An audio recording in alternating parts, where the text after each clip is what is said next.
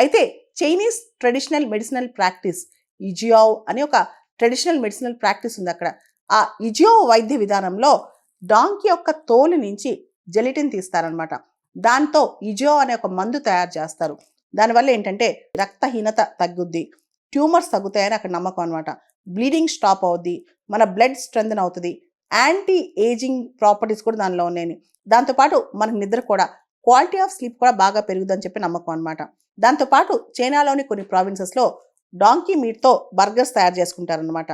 రీసెంట్గా చైనా పాకిస్తాన్ ఒక అగ్రిమెంట్ చేసుకున్నాయి. 2 లక్షల డాంకీస్ని పాకిస్తాన్ చైనాకి పంపనుందనమాట.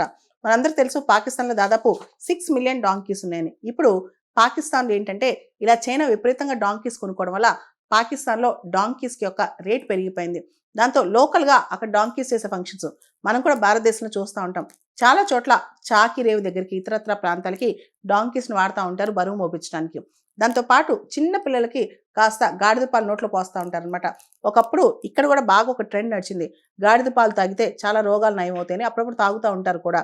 సో అయితే ఇండియాలో కన్నా చైనాలో డాంకీస్ ట్రెడిషనల్ మెడిసిన్ వాల్యూ గురించి అక్కడ చాలా ఎక్కువగా నమ్ముతారనమాట. దాంతో చైనా వాళ్ళు ప్రపంచవ్యాప్తంగా ముఖ్యంగా దగ్గర ఉన్న పాకిస్తాన్ నుంచి గాడిదలు కొనుక్కుని తీసుకెళ్తున్నారు.